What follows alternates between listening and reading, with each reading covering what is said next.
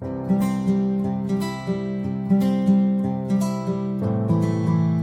everybody. It's me again. You'll be astonished to hear. Today's reading is from A Bachelor Establishment. And as you can see, this is a very old copy because I am actually Isabella Barclay across the bottom. Try not to hate me. Off we go. Since no one had told her that Lord Ryde had returned to his neglected ancestral acres, Mrs. Elinor Bascombe felt she was perfectly justified in feeling a little bit aggrieved when he blamed her for trying to kill him. His subsequent leap into one of his own ditches did nothing to improve his temper either. The day being blustery but fine, Mrs. Bascombe had, as usual, dispensed with the services of her groom and set out alone. Having successfully inspected the early crops in the North Field, met two of her more remote tenants and listened to their grievances without committing herself in any way, she was consequently feeling pleased with herself and life in general. She and her horse Rufus celebrated their brief but welcome freedom with a good gallop along Green Lane.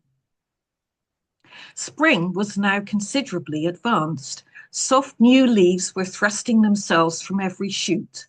Birds sang in the overgrown hedgerows, and a brisk but warm breeze pushed white fluffy clouds around the sky like so many obedient sheep. It was, Mrs. Bascombe reflected, a good day on which to be alive, and she intended to make the most of it. She pushed Rufus onwards and, nothing loath, he picked up the pace. The miles flew by under his easy stride until finally she pulled up so both horse and rider could regain their breath before turning for home. Suspecting that the hour was later than she thought, Mrs. Bascombe decided on her favourite shortcut. That this involved a brief excursion across one of Lord Ryde's fields troubled neither her nor Rufus one whit. His lordship was a careless landlord and had been absent these many years. Mrs. Bascombe put Rufus at the hedge at her usual spanking pace. He pricked his ears, shortened his stride, and cleared it with a good 6 inches to spare. They had only a very fleeting glimpse of his lordship as, with a thunderous oath, he threw himself sideways, landing in the ditch with more of a squelch than a splash. Pulling up with some difficulty, Mrs. Bascombe wheeled her horse around and, more frightened than she would care to admit, returned to the scene of her crime. "What the devil!" roared his lordship, pulling himself free from a closer inspection of his ditch than he had possibly intended that morning. Never sartorially magnificent in the first place, immersion in mud and stagnant water had not improved his appearance in any way. Coat, breeches, and boots were all liberally mired, and the aroma of ditch water hung about him. Correctly apprehending that the unknown but furious figure before her was unhurt, and conscious that she was guilty of both trespass and careless riding, Mrs. Bascombe shortened her reins and prepared to flee the scene. Before she could do so, however, his lordship, hatless and stickless, strode forward and seized her bridle. Unaccustomed to such treatment, Rufus snorted and plunged. His lordship was forced to relinquish his hold, and his temper worsened. Each contemplated the other. Mrs. Bascombe saw a tall, carelessly dressed, hard-eyed stranger, at the moment quite pardonably flushed with rage. Some inkling began to dawn upon her. His lordship, a stranger in his own land, had no such advantage and found himself at a loss to place her. He saw a female, well past her best years, only a little younger than he was himself. Her horse, fretting to be off again, was a prime bit of blood and not at all what was proper, or indeed safe, for a female not in her first flush of youth. On the other hand, the lady, as he reluctantly must suppose her to be, was unaccompanied by a groom. He stifled his first urge, which had been to drag her from her horse and box her ears. Now, quite confident her victim was uninjured and conscious of being very much in the wrong, Mrs. Bascombe demanded to know in haughty accents if he was aware he was trespassing. The urge to physically assault her returned in force.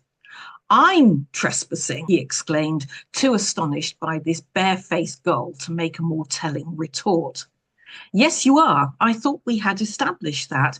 This land belongs to Lord Ryde, and you should be grateful his lordship has not set foot here these last 20 years, or you would find yourself up before the magistrates." "I am very well aware of who owns this land, madam. The question is, are you?" A nasty, cold certainty settled upon Mrs. Bascombe. "You're Lord Ryde, aren't you?" "I am, madam, and as such entitled to walk my own fields without let or hindrance. I certainly do not expect to be menaced by some hoyden barely able to control her husband's horse.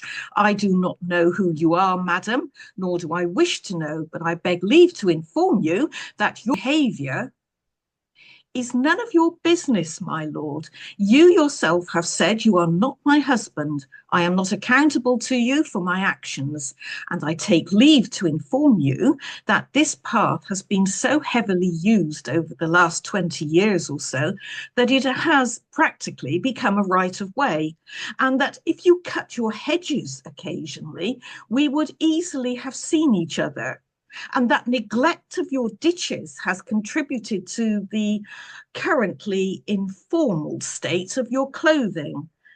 In short, my lord, you are justly served for your neglect." This was too much. His lordship, wet and simmering, took a hasty step towards her, again reaching for her bridle.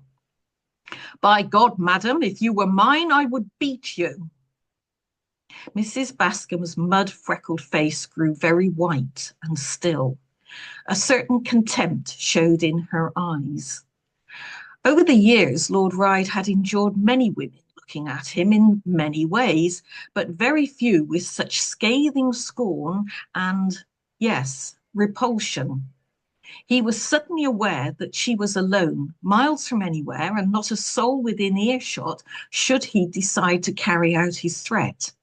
He was conscious of a sudden shame and a need to make reparation for ungentlemanly conduct. Too late. She pulled herself up in her saddle. "You are right, sir. The fault is mine. I am trespassing. My badly managed horse and I will depart forthwith.